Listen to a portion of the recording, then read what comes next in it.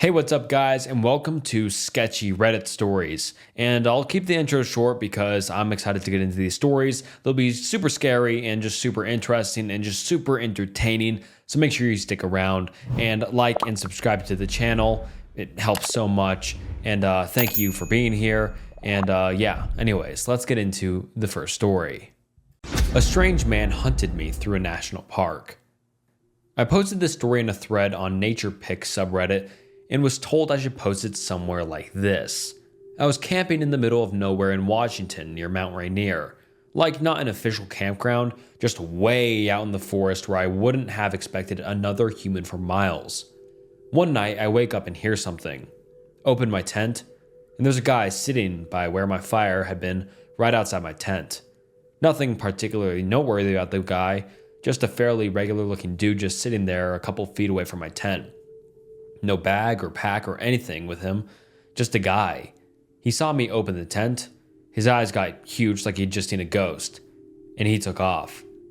It shook me up pretty badly, but over the next day I managed to put it out of my mind fairly well after writing it off as just some odd occurrence and a guy that was probably high or something, and I managed to set up a camp coincidentally not far from mine. Then 2 days after that, in 10 to 15 miles away in totally random directions that nobody could take the same path as on accident, I was sitting by the fire that night and started hearing noises that I got more and more convinced were a person. I called out to them, and out of the darkness someone was like, "Do you know how to get to Bell's Canyon?" I said, "No, I don't even think that's a real place there." They kept talking from just out of my line of vision. I tried to see them with my flashlight, but they yelled, "Aim that away." And kind of spooked and not wanting to piss off a potentially crazy person, I did. After like 15 minutes of me being freaked out and them talking and asking completely random questions from the darkness, it sounded like the voice had gotten closer, so I shined my light that way again. And it was the same dude who had been outside my tent 2 nights before. He had to have followed me almost 15 miles over 2 days because there's no way he could have just accidentally wound up in the same spot as vast as the wilderness is. No possible way. As soon as my light hit him, he took off again. I started to chase him, but I didn't want to get lost in the wilderness in the dark, so I stopped quickly after probably only 100 to 200 feet. This one could have been written off because the only way he could have been in both places is specifically if he was following me. I really can't describe how terrifying it was to feel like I was being hunted through the woods, and to actually have to brainstorm on things I could do to best avoid potentially being murdered. On the first night of hiking out, twice I heard what sounded like a person walking circles outside my tent. But by the time I mustered the courage to look, nobody was there. On the second night, I heard what I thought was an animal making noises at first in the distance, but slowly decided sounded like more like a human making animal calls. But it could have actually been an animal, but I didn't actually see the guy again. But it really sounded like a person making howling noises. I literally almost cried when I finally got back to my car. The relief was so strong. To this day, it was probably the most terrifying experience I've ever had. I have no idea who the guy was or what his intentions were, and no way of getting an explanation. But I can't really articulate just what a terrifying few days it was. My experience in the woods. I'm fairly new to Reddit, so only discovered this sub recently, using a throwaway account here because I didn't feel comfortable enough sharing this on my main account. I've lurked for a little while, and I think it's the perfect place to share the story of an experience I had about 9 to 10 years ago. The reason I'm sharing this is A, because that's the point of this sub and I've enjoyed reading others' experiences, but B, to see if anyone has a similar experience or an idea of what this could have been, because I never have. Before I start, I've told this story to lots of people over the years, friends, family, even acquaintances, whatever supernatural / scary stuff has come up in conversation, but I've always left out the finer details on purpose because honestly, I think I have some latent trauma from it. I don't like going into details about it or reliving this experience. Instead, I've only recounted this as a 60-second scary story to elicit a reaction, probably as a coping mechanism. My girlfriend is the only person I've ever told the full story to. To be clear, I am not trying to convince anyone of anything here. You can believe what you want, and I respect your opinion. But I'm also not going to debate or argue over something I know to be true. This experience happened when I was wild camping on my own in a forest in Wales. I live in England near the Welsh border.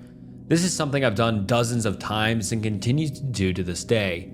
I think it was April or May of 2013 or 2014. Weather was unseasonably good, and this was the second of 3 nights that I've planned for my trip, although it ended up being the last. First night and second day had been great. Got a lovely long hike in, followed by a pub lunch. I'd driven back to the area I was staying, and I was now back in my tent.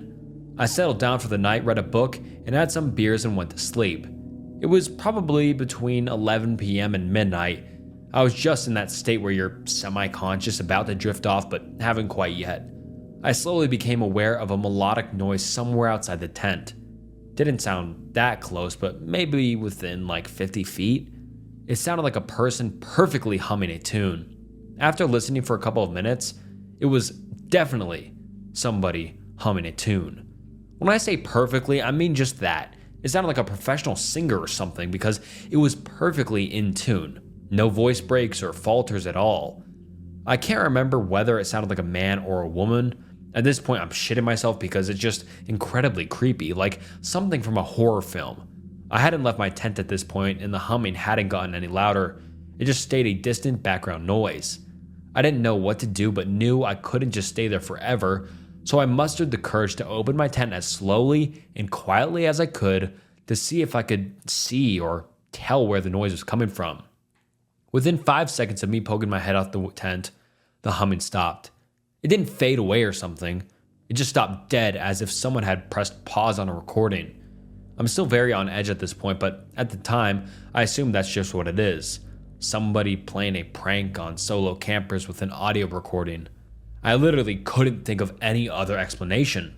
Based on that assumption, I shouted something like, "You're not funny, fuck off." That made me feel a bit better because it felt like I'd addressed the issue. I don't know, but for whatever reason, it helped my nerves a bit at the time. I let that hang in the air for like 10 more seconds whilst my head is still poking out of the tent, and it stays quiet. I'm kind of satisfied by this point, so I begin moving back in. As I'm reaching for the tent zipper though, the humming starts again. Same tune, but much louder, much closer, and from the completely opposite direction. My heart completely sinks because there's no way someone could have moved from the first source of the noise to the second without me seeing or hearing something. Literally impossible. It was perfectly quiet in the woods, not even a breeze against the leaves. And yeah, it was dark, but I could still see short distances thanks to the moonlight. In the back of my mind, though, my subconscious is clearly working overtime trying to rationalize this. And I guess I must have assumed that there were multiple pranksters out there with multiple audio recordings. I can't exactly remember what my thought process was at this point because it's truthfully all a blur. But for one reason or another, I stormed angrily out of the tent towards the now quite loud sound. It sounded as if the person humming was within like 10 feet of the tent. I got up out of the tent, turned towards the noise, ready to scream at the perpetrator or even attack if necessary. That's when I see this humanoid figure silhouetted against the tree line, maybe 15 feet away from me. My best description of it is this. It was a large, thin figure that was shaped like a human, but way too tall and proportionated all wrong. It was huge. I would have guessed over 7 feet. Its limbs were unnaturally long, like it had been stretched out in all directions. Its head appeared very small and rounded. I think the figure was gray in color, but I can't be 100% sure because of the poor visibility. I couldn't make out much of its face at all. It just seemed to be shrouded in shadow. I definitely didn't notice any features like eyes, mouth, or nose. It was standing quiet, still facing directly towards me. I say quiet, still because there was some movement. In the same way that a person or animal would sway back and forth, or make some minor body movements, etc. If they were standing up, this was a real living thing. I know that for a fact, not an illusion, not a prop or prank. This thing was standing right in front of me and was aware of my presence. I'm literally paralyzed by fear at this point. I've never felt anything like it before or since. Just a primal terror which had left me cold, shaking, and just standing there quite literally unable to move. I distinctly remember thinking that I need to get away, but I could not physically move my body. It was the most terrified I had ever been. As I first laid eyes on this creature, the humming stopped and immediately it started humming again. But not a song. It started softly singing my name in what sounded like my voice. That sounds fucking ridiculous, I know, but I swear that's how I remember it. Even though it was singing in my voice though, it didn't sound right. The syllables were just off, as though a non-human had heard speech once and was trying to mimic it for the first time, poorly. I haven't described that well, but I don't think I know the words to do so. This can't have gone on for more than 10 seconds, but it felt like forever. Me standing there, this creature standing, motionless and singing my name. At some point though, every cell in my body just switched and I managed to turn and run as fast as I ever have in the opposite direction. For maybe 2 minutes, I was literally sprinting through the woods in just my socks and PJs, with absolutely no other thought in my mind other than putting distance between myself and that thing. I had no idea which direction I was going or how I'd make it back to my tent. When I eventually stopped, I just leaned against this tree, panting for ages. The forest was still completely silent. I must have stayed by that tree for about 2 hours, waiting for my heart rate to settle, trying to calm down and decide what to do. I didn't want to go back to my tent. I was quite happy to leave all my stuff there, but I needed my phone and car keys to get home. I was several miles away from anywhere. I eventually made my way back slowly. It wasn't too hard to navigate back to my tent in those woods because the tree distribution wasn't very dense. I also hadn't gone as far as I feared though. Once back at my tent, I grabbed just my phone and keys and went back to my car as fast as I was comfortable. Spent the rest of the night sitting in the back seat on my phone, shaking. Didn't even try to get any sleep. Once the sun was up, I managed to go back and pack my stuff up and left as quickly as I could. After that, I took a 2+ year break from solo camping, something I normally do every 3 to 4 months. So that's my experience.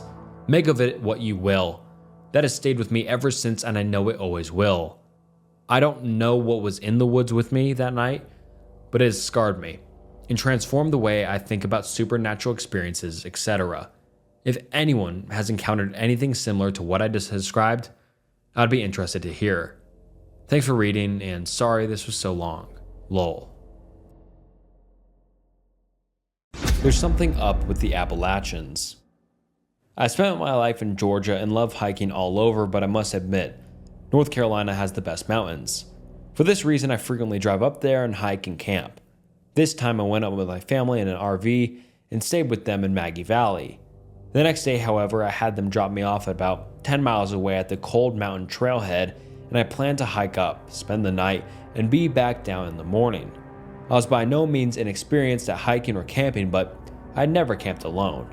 On top of that, I didn't bring a pistol, something I won't go without now. On the way up, the trail was surprisingly strenuous. Not necessarily steep. I've hiked some steep stuff out of the West, but more like a ton of ups and downs and feeling like it wouldn't end. Eventually, it began to get darker, and I realized I needed to stop and set up while I still had light. So I stopped about half a mile short of the summit and figured I would continue in the morning. Nothing eventful happened. I set up camp in a really good spot, ate my food, and went into the tent. At this point, I realized I hadn't run into a single other person my entire way up. This wasn't eerie at the time, but soon would be. I have trouble sleeping and usually lay awake for up to an hour trying to sleep. During this, I thought I heard someone lightly walking around the general area because of the rhythm of the steps. I brushed it off as my mind running wild, but I did pull my big old knife out of my bag and put it next to me in the sleeping bag. That morning, I woke up and ate some oatmeal.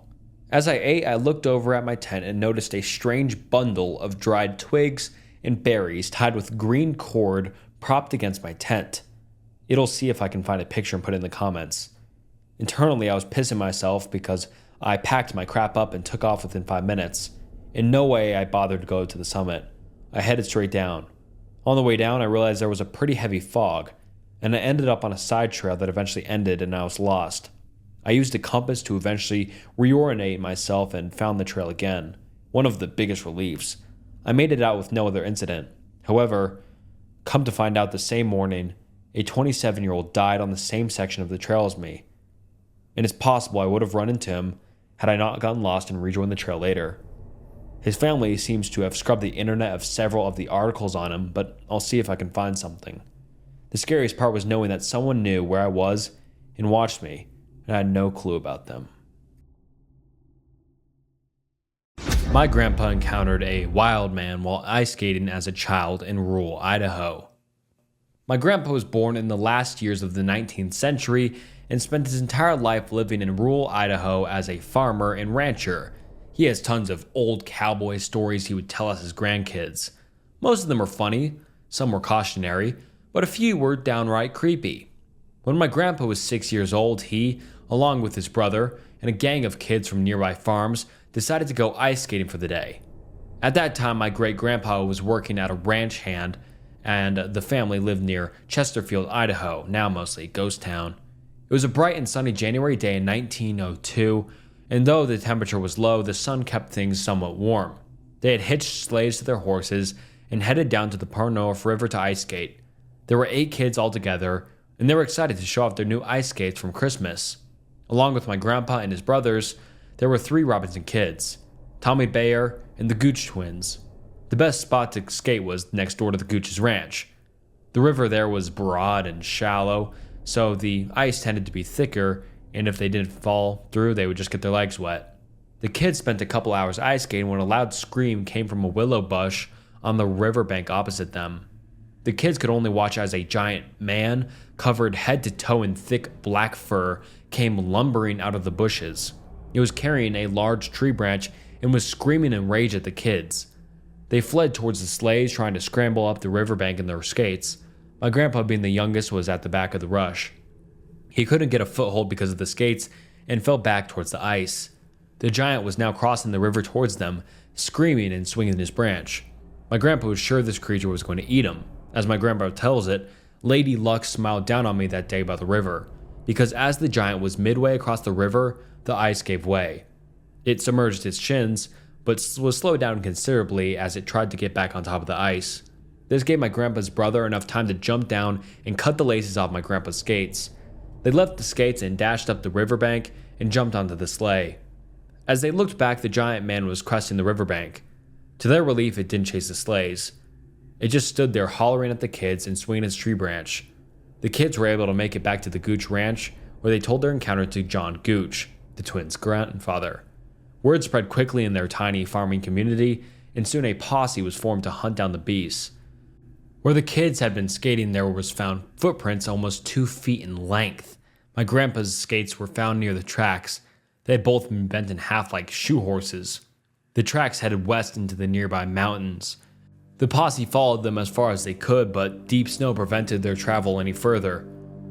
This creature was never sighted in that area again.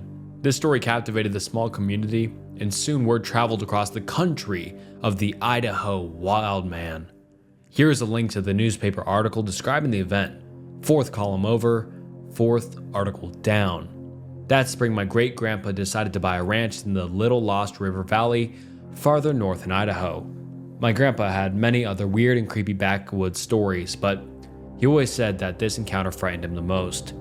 He was sure he would have been killed if the giant had broken through the ice and given his brother a chance to cut his laces. Lost time while camping. This happened many years ago when I was about 10 or 11 years old. I wouldn't describe the area I was in as backwoods necessarily, but it was a wooded 100+ acre ranch. The land is in the southwest part of the United States. My family owns the property, and we have family reunions every year and all stay for about 5 days to camp. There's an area of the ranch where we all set up camp and cook and eat. Getting to that part of ranch requires driving through a small village and several gates for about 2 miles. The first gate beyond the village is slightly past a set of railroad tracks. That's a lot of description, but it's relevant later in the story. Because I had been camping at the ranch for as long as I could remember, and the land was private, my parents would allow me to go off on my own during the day as long as I didn't go too far. I'd spend time walking the property near our camp area, looking for arrowheads or trying to catch tadpoles in ponds. On this day, I left the large camp area after lunch, which was around 11:30, and told my mom I was going to a nearby creek. I planned on catching some tadpoles to bring back to camp and be back on time for a swimming trip with my cousins we were planning. They wanted to go to a nearby river, and I really didn't want to miss it. I made it down to the creek and got several tadpoles. I probably spent a total of 15 minutes down there. To get back to camp, I would have needed to either climb up a relatively steep embankment with a lot of loose rock, or circle around on a longer route with a flat trail. I'd usually go up on the embankment, but I didn't have a top for the water bottle I caught the tadpoles with and didn't want to risk slipping and spilling them out or killing them. I had never walked a longer trail by myself, but I had with my dad and felt confident I could find my way back to camp on it. As I walked back to camp, I had my head down looking for arrowheads in the washed out areas of the trail.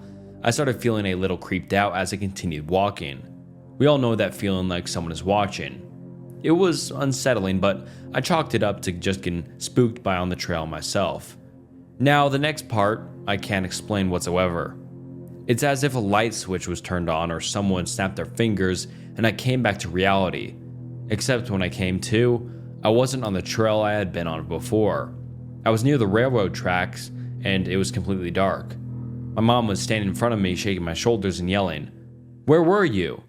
Two things I remember really clearly about the moments I came to are, one, the look of fear, anger, and relief in my mom's tearful eyes as she was yelling at me, and two, the confusion I felt about what the hell was going on. The last thing I remembered was walking on the trail back to camp, and now suddenly it was dark and I was at the railroad tracks leading to the ranch, which was over 2 miles away.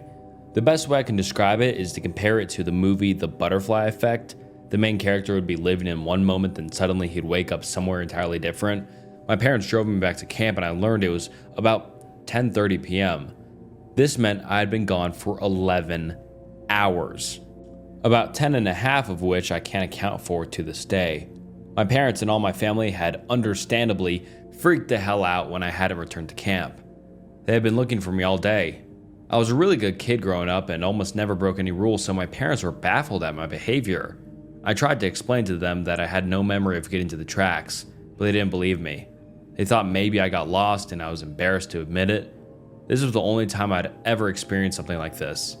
I can't explain how unsettling it was to not be able to account for all those hours I was gone.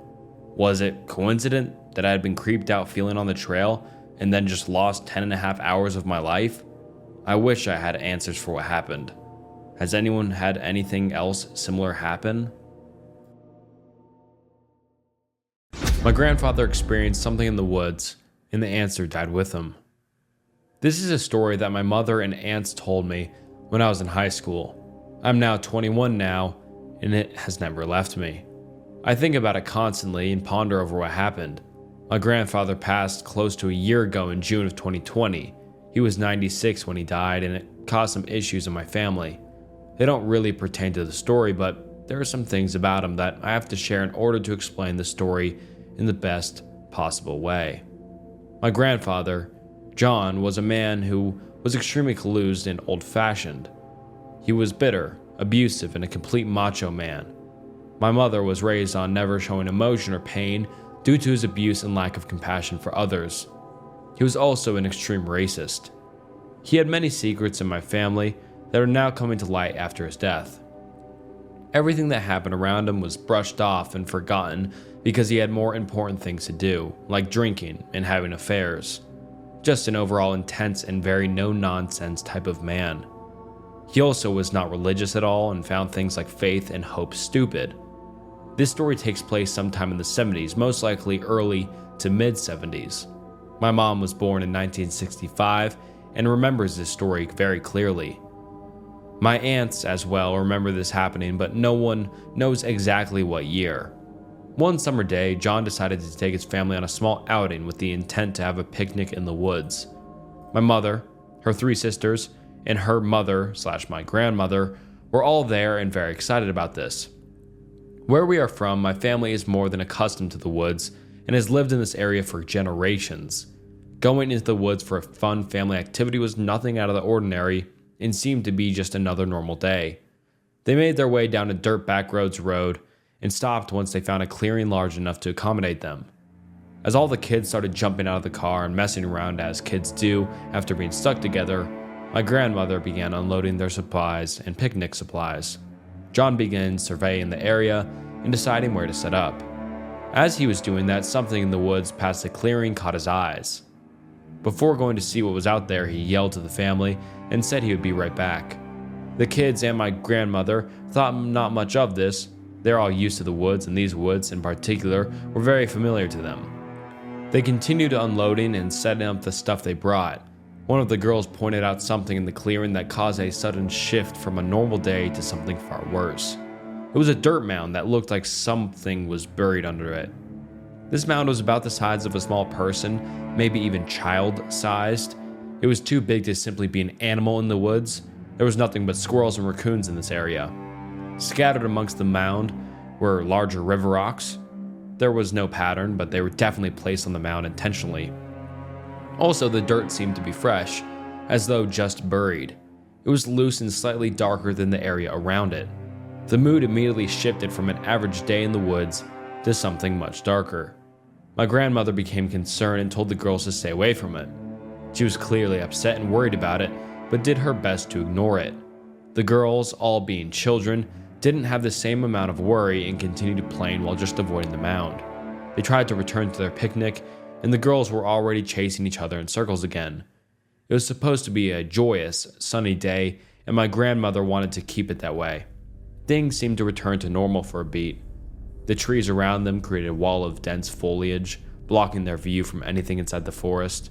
One of the girls again took notice of something strange. It was clear immediately what it was. Along one of the long branches of the tree hung a noose. It was tied with rope and hung high above their heads. A lump of dirt can be explained away by nature, but something had to have placed the noose there. My grandmother stopped dead in her tracks when she first saw it. Something was wrong. Very, very wrong. They couldn't just pack up and leave. John was still out in the woods. Even children can recognize a noose as a symbol of death. The children started to become more anxious. Whatever innocence was keeping them from worrying about the mound had completely vanished. My grandmother, the resilient woman she is, soothed her children and told them it was just left by deer hunters, but she knew in her heart that they needed to leave. No deer hunter would hang a deer and then bury it, at least no sane deer hunter. It wasn't until they started hearing something in the woods that they began to really panic. My grandmother, as well as all the children, began hearing a rhythmic chanting from deep in the woods. It sounded as though they were a group of people all singing in deep voices to the beat of a drum.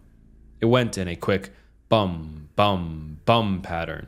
3 steady beats followed by a pause, and then it would repeat. It sounded far away, for immediately fear began to take hold of each of them. They each listened and gathered together. As the seconds passed, it began to increase in volumes. It was getting not just louder, but closer. What started out as a distant echo soon began to engulf the entire clearing. My grandmother was terrified and wanted to so desperately to leave, but John had yet to return. They waited, fear-ridden as the sound began to fill their chests.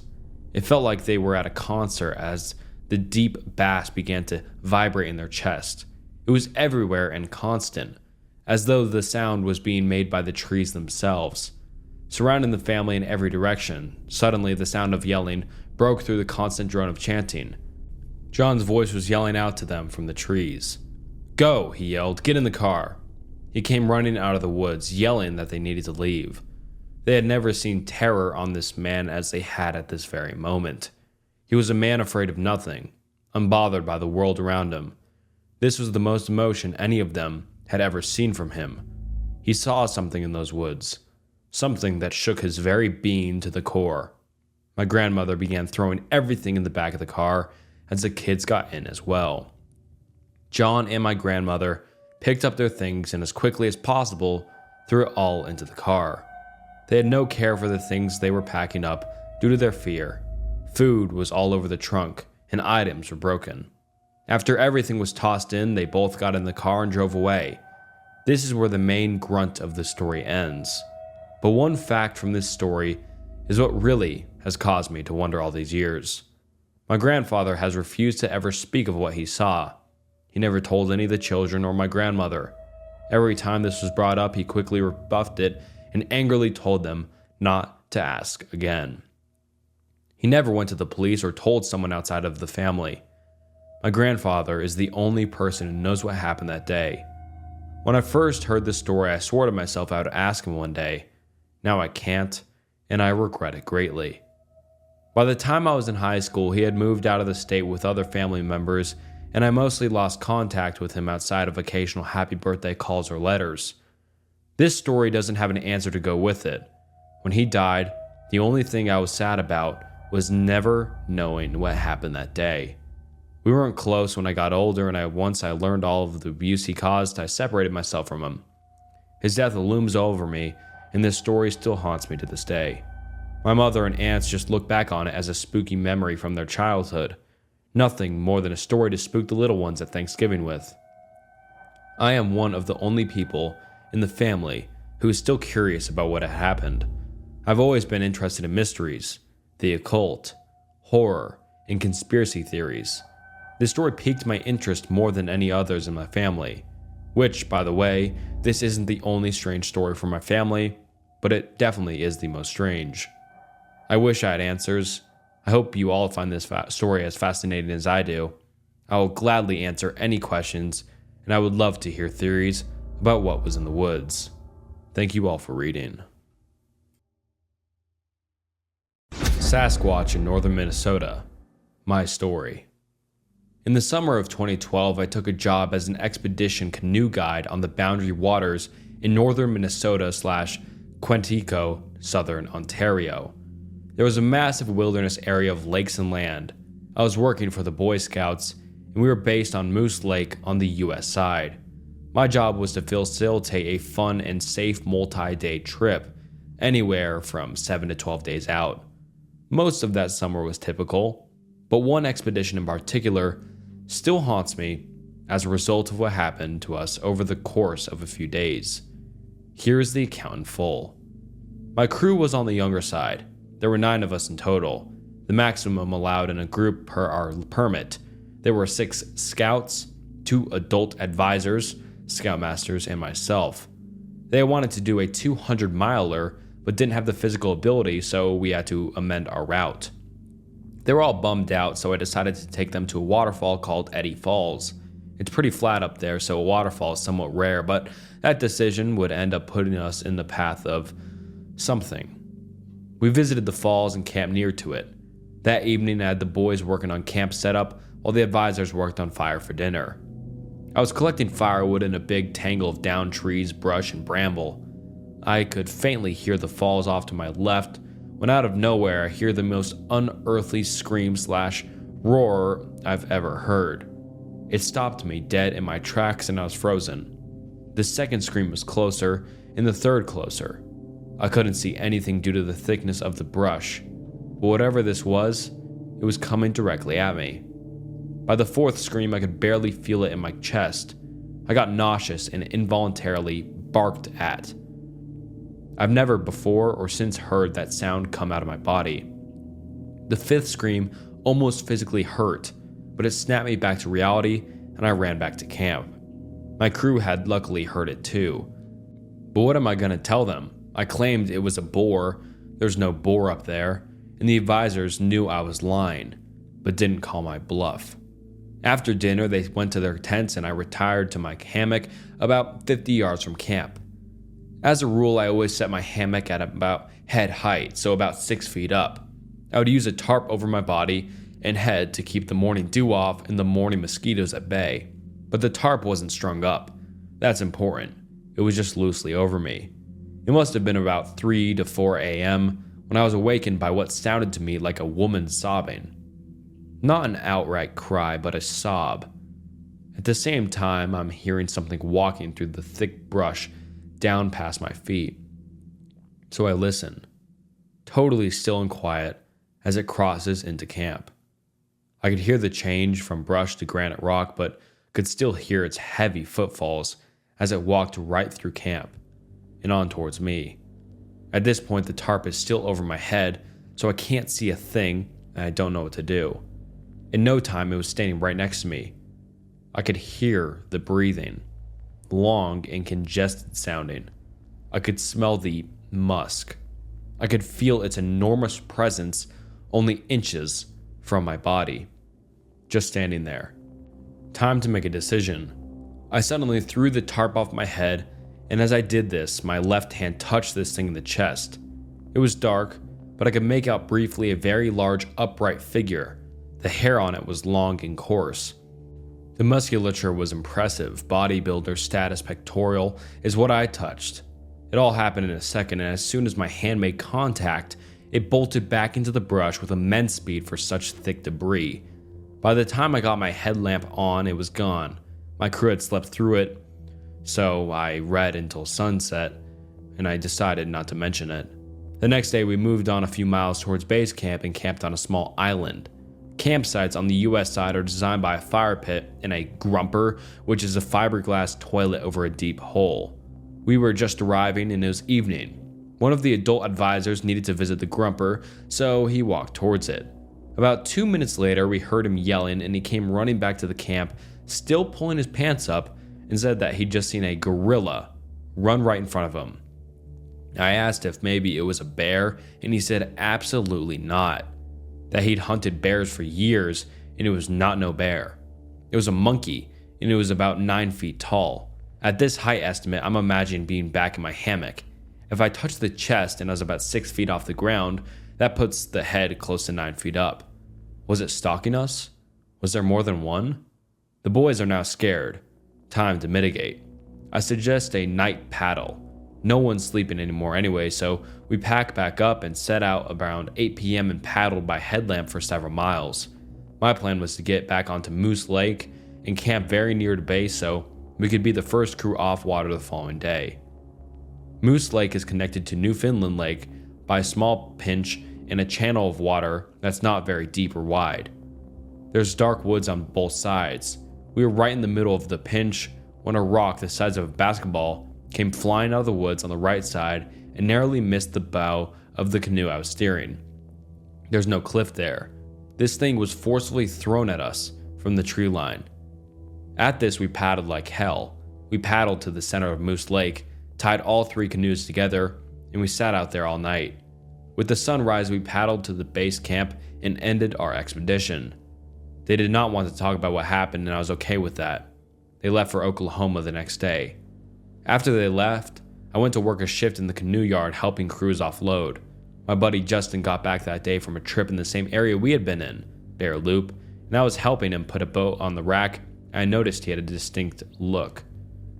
Almost 1,000-yard stare. I asked him how his trip went, and he said it was all good until they hit Knife Lake or Newfoundland Lake. He said they were being messed with for 2 nights on Knife, and then had a rock thrown at them in Newfound Pinch. Sure enough, for a solid 2 weeks after that, crews kept coming back from that area with very similar stories. One night, there was a crowd of us guys in the staff lodge swapping trail stories, and these encounters came up one after another. Screams, rocks, sightings of apes. Then, from the back corner of the room, I heard a chuckle. It's one of the old veteran guides who's been there for over a decade. All he said was, "It's about time somebody else seen one." I asked how long he'd known they were there for. He said he's been encountering them for 10 years. Then he said, "They talk to me." This shocked me. Like a language, I asked. No, they communicate telepathically. The less you acknowledge them, the less they'll bother you. But they can read you, and they like it when you're afraid. It's like a game to them. What happened out there is still a big question in my mind. I've always been open to the idea of Sasquatch. Their existence was never a huge stretch for me. But what really sticks with me is the way that veteran guides spoke of their intelligence and parapsychological abilities. That they can read human emotion as clear as pages in a book. That they know our species better than we know ourselves. Work and live in the rural Midwest outdoors. There are things that live out here with me. I'll start this off by saying I grew up completely, 100% adamant that the paranormal isn't real. It can all be rationalized, and that people who believed in it haven't thought about it hard enough. I've made other posts on other subs about paranormal events that have happened in my life recently that have completely changed my mind. Primarily about my neighbor's house. That's not what I will talk about today, though. I live in the Midwest. I live on a small, rural lot between a cornfield and a small forest and a camper. I've lived in this county my entire life. I know the entire county like the back of my hand. This being said, I've come to the conclusion that my experiences around the rural and wooded parts of this county are crawlers. I'm 100% sure of it. I've had many encounters actually. None back to back, but they happen frequently. There's a forest or park in the middle of the town I always hated at night since I was little. As I got older, my cousin and I thought getting scared was really fun. We'd go there on night on purpose, but never lasted long. I always felt like I was being watched. This, on top of urban legends of people going missing here at night, made me feel really uneasy. Fast forward to a few years ago. I got married and am settling into life as a husband. I take my large all-black German Shepherd, Fenrir, on walks with me at night. I always walk towards the park, but I usually don't enter into it. The first time something weird happened was about 5 years ago. I was walking Fenrir. In the woods to the front and to the right of me, to the left and behind me, was a neighborhood edge and a small playground. Went silent. My dog started acting super anxious. He's usually a very stoic and quiet dog. He's 120 pounds and built like a tank. Looks very intimidating and he knows it. I heard rustling in the woods following me, and I felt like I was being stalked. I ran home, and that's the end of the first encounter. I had a few more encounters like that, but last year things really amped up. I was on a walk around 11:30 with Fenrir, my wife, and our little newer dog, Booger. He's a terrier chi mix. We were walking down the same path, and about 3 blocks away from the woods, 4 or so deer are sprinting out of the trees into the street towards us, and they seem terrified. Then I hear what I can only describe as what sounded like a human trying to mimic the sounds of a monkey. I thought it was really silly until recently, when I read that other guy's story who heard the same fucking thing. We laughed it off as some kids playing around. Once we get up to the woods and are walking parallel, we can clearly see 2 reflective eyes and a silhouette staring us down from the tree line. We also heard a deep growl and then like a hissing sound, but it wasn't super high pitched or anything. Both our dogs acknowledged this as well. Finn stared and Booger growled a bit. I made a Facebook post on the community's Facebook group, and other people told similar stories about around town. Around this time, I got a job as a tour guide / maintenance for Rail Explorers. I'm working there again this year as well. We start April 1st. Basically, they take unused or tour-specific railroad sections that aren't used federally, and they have these pedal carts with motor assist on them you can use to explore the tracks. It's super cool and super fun. The one I work at is like 5 minutes from where I live, and it goes through the woods in an inaccessible part of the county unless you float down the river and hike up steep, loose dirt hills. You go under one old car bridge, and you go over 2 multi-100-foot length old train bridges. The first one is larger and taller, and it's about 150 feet off the ground above the forest. The second goes over the river, about 6 months into the job, and it's fall. We work until midnight, sometimes with the last tour leaving around 9 p.m. That means the last tour for the last 2 months of the year are in complete darkness. The way that job operates is with 6 employees. 4 get on the lead bike, and 2 get on the rear bike. From the lead bike, we can drop off one person at the busy intersection as they can flag traffic, and one person gets dropped off at the large train bridge that goes over the woods. The person at the bridge gives a short safety speech to the customers who stop and go one at a time over the bridge. The employee carts are much faster than the customer ones. We all have walkie-talkies, and we usually have these battery-powered floodlights on stands we can use so the customers can see us, and light up safety vests. On one particular night, we were behind by 20 or so minutes. Instead of leaving the depot at sunset, we were leaving at dusk. I was stationed at the high bridge. By the time we reached the bridge, it was pitch black aside from the stars providing a little light. My coworkers dropped me off and waited with me until the first customer arrived. I gave the little speech to that first carter for. I chatted with them for a bit. I was trying to buy some time and wait for the next customer cart so there wasn't a massive gap for my coworkers who have to flip the bikes around. After a few minutes, I let the customers leave, and I was alone. I was alone for 20 minutes. I used the radio so many times, but it was static for everybody. One of the only times we've ever had an issue like that as well. I kept seeing movement in the tree line. I kept hearing fast footsteps all around me in every direction. I had the floodlight on above my head so everyone and everything could see me, but I couldn't see shit. I turned off the floodlight and used my personal flashlight. I kept seeing quick glimpses of pale skin moving quickly, but right when I started seeing stuff, I could hear the next customer cart coming close, so I turned the light back on and waited for them to come around the corner. When they pulled up, I noticed they had a little boy with them, and he's scared of the dark. I'm terrified at this point, but I have to act appropriate. Even more so because of this boy. I don't want to scare him. As I'm finishing my speech, I hear movement right behind me and say, "Jesus fucking Christ," and spin around with my flashlight on instinct. Poor kid. I told them it was probably just a deer, and they're good to go across the bridge. The same night, the person stationed at the intersection, this isn't like a town intersection, is very rural. It's right next to a massive cornfield. He's Native American and was very in tune with this creature. He told me privately a few weeks later that he heard rustling in the cornfield, and whatever was out there was whispering his name and trying to get him to the field. He was also without a communication for those 20 minutes, but he wasn't in the woods and could see a lot better than me. Another time, me and the same coworker were headed back on the front cart. We were way ahead, so we stopped the cart in the middle of the high bridge. It sounds scary. I'm a bit afraid of heights, and this bridge has massive gaps between the planks you could fit through, but after doing it so often, you get used to it.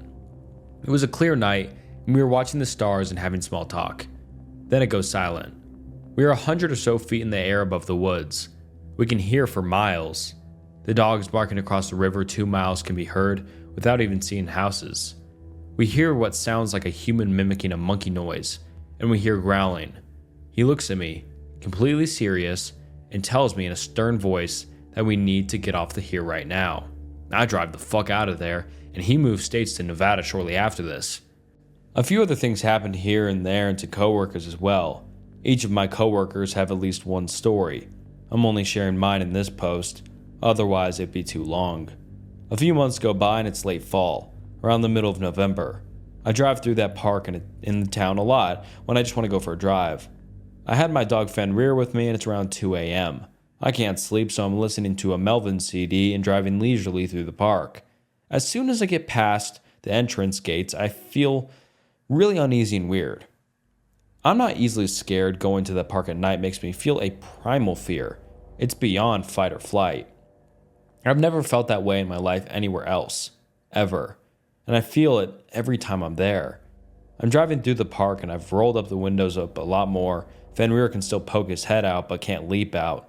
As I go deeper into the woods, I feel worse and worse. I decided not to turn around because I'm already past the halfway point. Turning around would make me stay in the woods longer. I started speeding where there weren't turns I couldn't see around. I rounded the last corner and what I saw made me have nightmares for months. There was a pale, skinny, humanoid, tall and lanky but not quite human, fucking crawling on its hands and feet. But it was crawling fast as fuck, 20 miles an hour type shit. We don't have bears here. The only animal that size are larger of humans and deer. That wasn't a deer. It went from my right, crossed the street, and went into the tree line. Fenrir saw it too. He doesn't bark at animals, not even other dogs, but he went ballistic. He was trying to force himself out of the small gap in the window, nearly foaming at the mouth and snarling. He never, ever acts like that. I'm a certified dog trainer, and I've raised him from birth. Most recently, I've become obsessed with this park. I've walked there at night from my camper to the park with Fenrir. I'll never do it again. I didn't see a figure this time. As I was entering the park, a massive owl flew by my head so close I could have smacked it mid-flight. This made me feel weird for the same reason. As soon as I get to the park, I feel extremely weird, anxious, and nauseous. I walk a few hundred yards to the only streetlight in the entire park, and I turn around and face the woods. Me and Fenrir stand there, frozen for like 10 minutes. The silence was deafening. Anytime I heard anything, I'd jump. Finn was anxious as hell too. He kept staring into a certain spot in the woods a ways off. I swear I saw eyes in there every once in a while. I built up the courage to walk out and haven't gone back since. It'll be interesting to see what happens at my job this year. I wanted to add that the county I live in is packed full of abandoned mines. Hundreds of them. And all right, guys, thank you so much for watching this video. I like this video a lot because I seem to like the woods videos more. I don't know, the woods just creep me out and just what lurks inside of them. So I like these Reddit story videos that go into the woods and people's encounters with like Sasquatch or skinwalkers or Wendigos and stuff like that. So let me know what you'd like to see in the future because I like this video a lot. And let me know if you'd like to see more Reddit story videos in the future and on what topics would you like to see the videos on. But thank you so much for watching to the end. And leave a comment down below on whatever you thought about the video, good, bad, other. And yeah, like and subscribe. Helps the channel out a lot. I love you guys. Thank you so much for watching. Until next time, see ya.